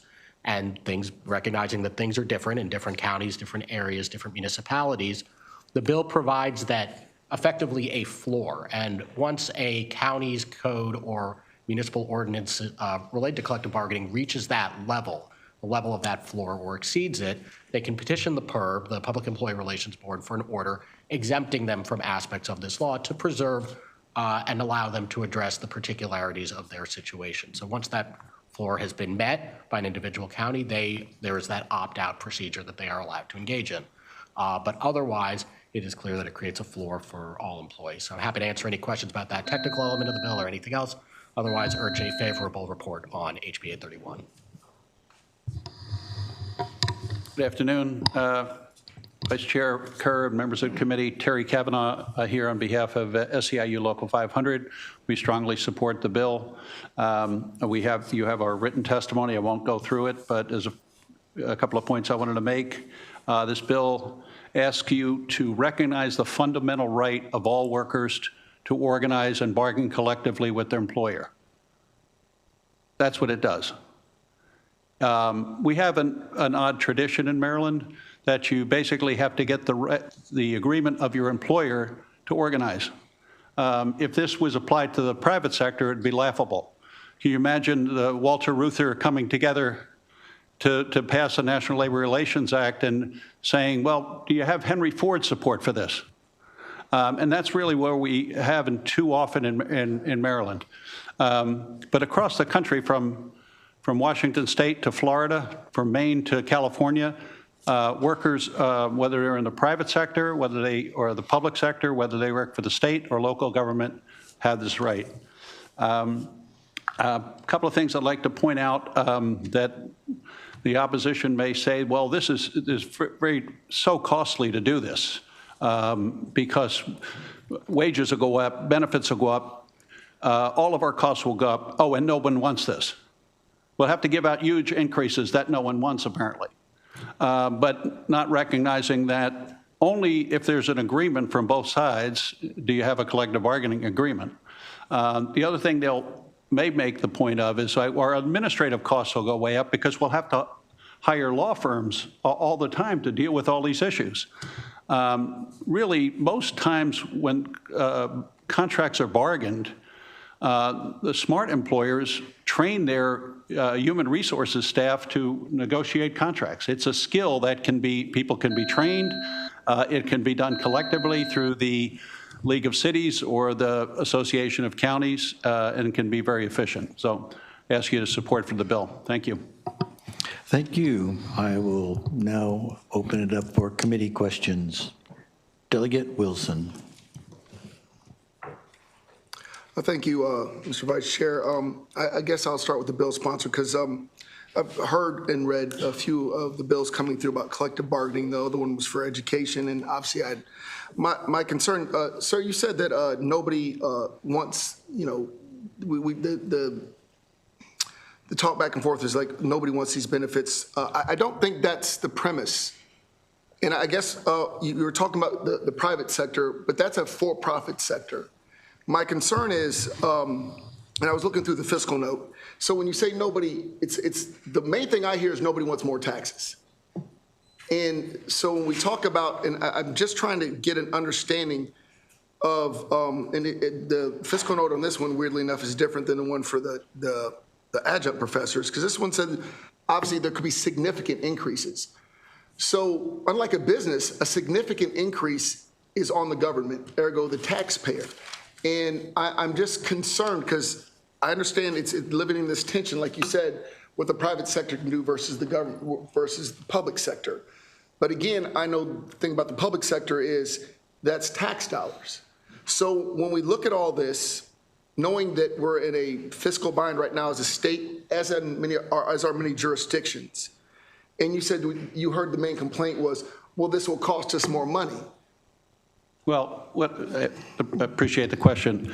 The argument that they make is that our costs will go up dramatically without saying that the only cost that'll go up in a collective bargaining agreement is what they agree to. So if they don't agree, what options do the individuals who with the right to collective bargain have?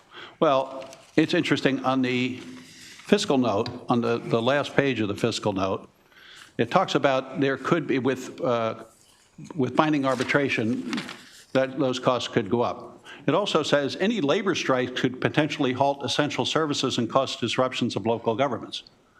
So I don't know if you have, I guess it's what they're reading is you could have strikes.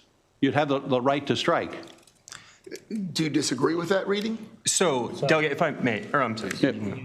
Sure. So under the legislation, localities would have an either-or option when it comes to an impasse in negotiations between labor and management. So either the local jurisdiction could enable employees to have the right to strike, or the local government would submit to binding arbitration to resolve that impasse dispute with the employee organization. So to be clear, the statement, only if both sides agree, is not entirely true, because at the end of the day, depending on the agreements that was set up per jurisdiction, they could either go on strike or they would be forced into binding arbitration, correct? The way the bill's currently written.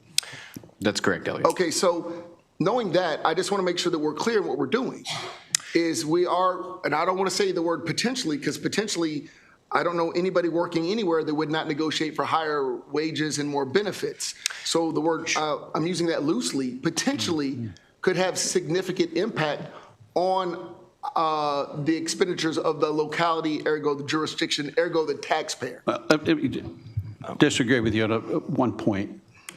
It really depends on the economic situation that's going on. I'm talking about right now. Yeah, no, if your employer is hanging on by a thread, you're aware of that, and you say, well, we could lose certain, that could be layoffs. So we have to take that into consideration in negotiating. Now, and if I can just respond to your question as well, Delegate, I just want to point out that binding arbitration is nothing new for this state or for the counties and municipalities. A number of counties and municipalities have binding interest arbitration, which for those of you who don't know, that is where the union and the employer are unable to resolve things at the bargaining table, and then an arbitrator comes in and, based on statutory criteria, goes in and makes a final determination as to what goes into the collective bargaining agreement. So just to say that has existed for years in counties and municipalities across this state, not one of which has gone bankrupt or been unable to pay. And that's because arbitrators are required to,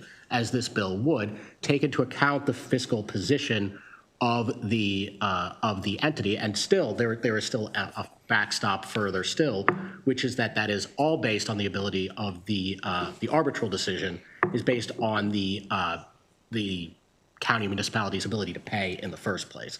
So there's a further protection there if you're concerned about out-of-control costs. And the reason I say this again is because I don't know how these don't end up increasing taxes. You guys are kind of saying it in a very nebulous way that, well, it may not. I don't see how that maths, because at the end of the day, and when we talk about counties not having money, we all know what the budgets are. Everybody who's collective bargaining will say, but will the police have this much, get some from there? Because no county's going to go, quote unquote, bankrupt per se.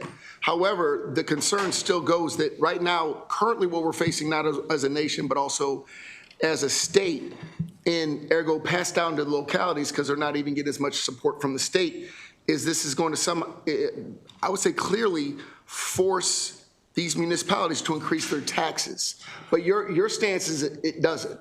Is that what we're saying? Well, my stance is that, I think it's clear based on the experience of the counties and municipalities that have binding interest arbitration, both here in Maryland as well as elsewhere in other states, is that is not the result. That's not the result. That it doesn't increase their overall cost. To divorce that from, general things, I don't think you can. I'm saying that whenever a county increases its budget, the only way it usually gets money is through taxes. And I'm just concerned in this state of affairs that we're living in, that I just don't see a way around it, will just increase the cost of doing business in that jurisdiction. Ergo, the way they'll survive is to increase their taxes. And I know my county does it on a regular basis, and it's painful. And my concern was, politically even, from a point of view of an election's coming. Is this, I feel like you guys are saying something I don't necessarily agree with, that this is not going to fiscally impact the jurisdictions. I believe it will. And to be clear, the way jurisdictions get their monies through taxes. So if it's increasing their cost, it's tied to taxes. And I'm just concerned that right now, that with what we're going through, that's very troubling, that we may be increasing people's taxes in a time when they're pretty burdened. And I'm just trying to understand. I guess we just have a difference of view on how this would work itself out. And also, I want to ask lastly, we talked about the floor. Sir, you talked about the floor, and there's a floor that they could opt out if they. What is that floor? Sure. So the bill as written creates a floor of rights, what we call Section 7 rights, the rights to engage in concerted activity for the purposes of mutual aid and protection, basically the right to join together with your coworkers and advocate together to form a union, not form a union, complain about your rights, not complain about your rights. It creates those baseline protections. It creates the rights to unionize. To unionize, to have a union election if you meet certain criteria, and how bargaining works. So once a county reaches that floor of rights in their code, as outlined in this. But if they had that floor, they wouldn't need this bill, right? More than half of the counties do not have collective bargaining rights at all for their. I'm saying, but by your discussion, if there's that floor that's met, this bill is unnecessary. Because everything you're asking for, they would already, in order to meet that floor requirement, they pretty much have to meet what you're asking for in the bill. Correct. So counties or municipalities that meet that floor would have an ability to go to the board. So what would they opt out of?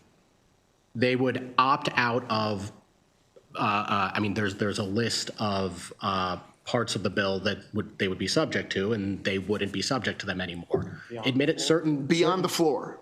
Sure. So could you tell me a few of the that's what I'm trying to figure out. This bill's, if it passes and somebody hits a floor, there's a floor, what's beyond the floor that this bill includes?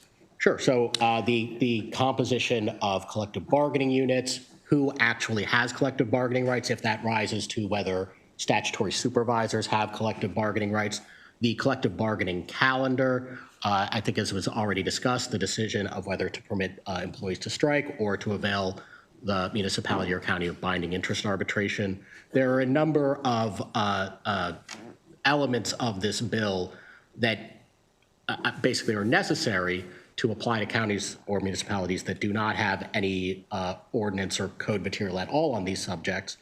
And for a county with a mature or sophisticated collective bargaining regime that already exists or that wishes to adopt one, once they meet that standard, they wouldn't need those elements anymore. They would have the ability to go opt out and use their own standards for those things I mentioned. And there's a longer list, and as long as everybody has the right to collective bargaining somehow, some way. But we can all agree that the outcome of this bill will most likely be an increased cost for the municipalities, ergo increased taxes on the individual. I think the outcome of this bill he doesn't agree. The outcome of this bill is that it would allow employees to choose whether or not to join a union, and maybe more importantly, to not get fired for trying to form a union, which is legal in most of our counties. Like I said, I'm not here because I disagree with the thought process. I'm not here because I don't believe workers should be protected or shouldn't be protected, and they shouldn't get fired. I'm agreeing with you. I'm saying that we just have to own what we're doing. I just want to be very intellectually honest in what we're doing. Again, I'm not saying I don't support this. I do believe workers should have rights, and I don't believe they should be able to get fired. But when we go into collective bargaining, things of that nature, there's an increased cost. There's increased benefits. Nobody argues for the same thing they're already getting. Fair? So I just want to make sure that we're intellectually honest in what we're doing. I'm not saying we don't do it. I'm just saying that we need to be intellectually honest about the impact on the everyday citizen, and this could very well have an impact on the everyday citizen. Yeah, Delegate, I think to your point, I would echo what Dave was speaking to, and that is the factors that the arbitrator must consider when they are evaluating the case that is presented before them. Each party is going to have an opportunity to present their case before the arbitrator when they issue that decision, and the arbitrator's decision is subject to a series of factors that they have to take into account to, including the existing fiscal condition of the public employer. So they cannot issue an award premised on the idea that this local jurisdiction is going to be raising taxes in response to that. So I think that we would reemphasize that. Explain that point, because that's why I disagree with you. So you're saying that nothing in this bill, no agreement can be reached that would force a municipality to raise their taxes? Yes, the arbitrator has to examine the existing fiscal resources of the local jurisdiction. And as Dave was speaking to earlier as well, it's also subject to the approval of the local jurisdiction's body to approve that. And if they don't? I think then in that situation, the parties would need to come together and renegotiate that agreement. I know that exists in other areas as well. Yeah, I'm just saying, but they can also just strike by this bill. Yeah, the either or option for the impasse procedure of the right to strike are. Thank you, guys. Delegate Fair. Thank you, Madam Chair. I just want to get some things cleared up real quick. So this does not force jurisdictions to have collective bargaining immediately for their counties, right? The employees have to come together and decide that this is what they want. Is that correct? That's correct, Elliot. This is enabling So legislation. it's not in every county. But if they choose to go through this collective bargaining process, there's a floor. I want to get back to this floor conversation because I want to make sure we get this very clear. There's a floor by which in state law they will have to follow. There will be certain collective bargaining rights that each jurisdiction has to follow by mandate here, right? And then there's a bunch of other provisions in the bill that say that could be added if they follow the state model, but they can also apply to be exempted from that. And who do they apply to be exempted by? So they apply to the Public Employee Relations Board, who would evaluate that. And, just to add on here, Delegate, I would say, we don't have 24 different collective bargaining laws for our 24 different local school systems. We have one collective bargaining law for them. We don't have 16 different collective bargaining laws for our 16 different community colleges. And I don't think we want to operate in a system where we have 24 different or 157 different collective bargaining laws for our different counties and municipalities. This is really about ensuring that public employees have the right to collectively bargain, and that we're establishing a consistent, streamlined framework for our public sector labor relations across our state. Yep. So it was a pretty long bill. So help me with are there mandatory levels that they have to reach to become exempt from the other provisions of the bill? Is there like a mandatory set of do they have to meet some kind of factor test or something like that in order to be exempt? Yes, the Public Employee Relations Board, which is a board that already exists and administers other aspects of the state's collective bargaining laws for other public sector employees, would evaluate whether whether the county or municipality's code provided sufficient rights to safeguard the employees effectively under this bill, whether it met that threshold, and none of the employees' rights were diminished under that bill. If the PERB made that affirmative finding, it could issue an order triggering that opt-out, triggering that county or municipality is then opted out of those elements of the bill. And then and if I could just to clarify, a lot of what that is the process for employees to actually go and say, we want to have an election to, see if, me and my coworkers in our bargaining unit want to be represented by a union, and, the protections that you have against retaliation for engaging in those sorts of things. Those are the sort of baseline floors, the process for getting recognized and the process for not being retaliated against or enforcement of that. And that's my final question is then if the county does, if the employees get together and say they want to unionize and they want to collectively bargain, the county then goes to the National Labor Relations Board and says, we want to be exempted from the rest of the state law's provisions during this process, then if they do that, the floor applies to them. And then additionally, the employees are inherently given, no matter what rules the county sets, they're inherently given the right to strike and binding arbitration. Is that correct? I just want to make sure, I'm literally just trying to make sure I understand all the complexity of the bill. Yes and no. So the actual, as I said, part of the point of the floor, or part of the point of the floor, is that there is one way to go, and you as a group of employees say, we want to be recognized and make our employer collectively bargain with us and our union. And say, okay, well, you need a petition, you need this many signatures. If you have more than 50%, this happens. If you have more than 30%, there's an election, and all the things that fall out from there. That remains true for everyone, right?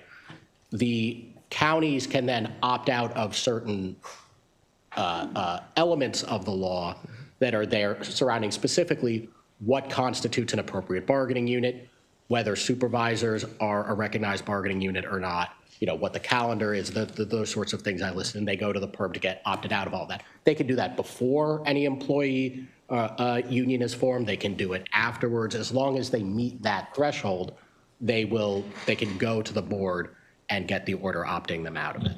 Gotcha. Okay. Anything, Delegate? No? Okay. Thank you so much, Madam Chair. All right, thank you very much for the questions, and to the bill sponsor in your panel. Seeing no more questions from the committee, we'll move on next to the unfavorable. We have with us today Bill George and Carrington Anderson.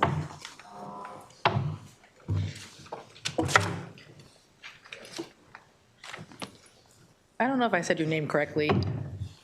You did. Oh, I did. Okay, perfect. All right, thank you. Well done. Good afternoon, Chair, Vice Chair, members of the committee, and Bill George with the Maryland Municipal League here today in opposition to House Bill 831. As was kind of discussed before, local governments are fundamentally different than private sector employers in that local governments provide essential services, they're funded by taxpayer dollars, and in most cases have multiple categories of employees that would be represented if this bill were to go through by different unions. There are municipalities throughout the state that currently allow for collective bargaining, but they do so at their own discretion and with the full understanding of the costs and responsibilities that come along with it. This bill would flip that discretion to the employees and place financial and administrative burden on local governments, some of which are ill-equipped to take on these responsibilities. It does not require that local government employees collectively bargain and join a union, but it allows them to do so with no option for the employer to say no. So I'm going to talk briefly about the administrative aspect because it was kind of glossed over by the proponent panel. That is a significant burden. And I can understand the idea that maybe employees can just be trained on this, and maybe that's true in the long run. But on day one, when employees come to city XYZ and say, it's time, we're ready to go, and the municipal employees have not had time to do the training, there's absolutely an extra cost associated with administering and negotiating these complex and very detailed contracts. There's also significant consequences for any deviation from the contracts, so proper management of these contracts is mission critical. When it comes to strikes, if that is an option, then these are essential services that are not being deployed. We're talking trash not being picked up. We're talking 911 calls not being answered. We're talking mission critical stuff, not just more cars not being produced. So allowing employees to collectively bargain is simply not the right fit for all local governments. The flexibility on the issue that currently resides with the employer is removed by this bill. We ask for an unfavorable report. Thank you. Thank you, Madam Chair, members of the committee. My name is Carrington Anderson here on behalf of the Maryland Association of Counties in respectful opposition to House Bill 831. First, I want to say that I echo everything that my colleague from MML said, and just kind of a few things to add on to that. Local governments, counties, we do think that these decisions are best handled and determined locally based on the fiscal capacity and the local needs of that community and that county. This bill removes the local discretion and instead replaces that with a state framework. Like what was already been brought up, counties do have the option to file an exemption under this bill if they have a local policy already. That sounds like there's some flexibility there, but again, that would force the local government to make the decision of allowing strikes or having binding arbitration. Colleague kind of mentioned some of the issues with the ability for public employees to strike. You have the public safety, your fire and rescue personnel, the people that pick up your trash, the people that clean your water. This would definitely have an impact on operations there. The other side of this is the binding arbitration. This would cede local authority over budget control and the policy to someone, that binding arbitrator, who is not locally elected, who doesn't understand the fiscal restraints in a jurisdiction, and that would make that decision binding. So that's very concerning for local governments. Will increase costs through having to hire additional staff and the negotiations and the benefits. And then just one other thing that I want to mention, we understand that the state has fiscal issues, so do local governments, and I know that that's understood, but counties in particular are pushed to the max with the blueprint, both funding the state requirements that are required of local governments, but also picking up parts that the state isn't funding. So for these reasons, we would respectfully ask for an unfavorable report. Thank you. Thank you both for your testimony. All right, seeing no questions from the committee, this concludes our bill hearing on HB 831. Thank you very much. Thank you. And this also concludes our bill hearings for today. So we are officially adjourned. Thank you, everyone.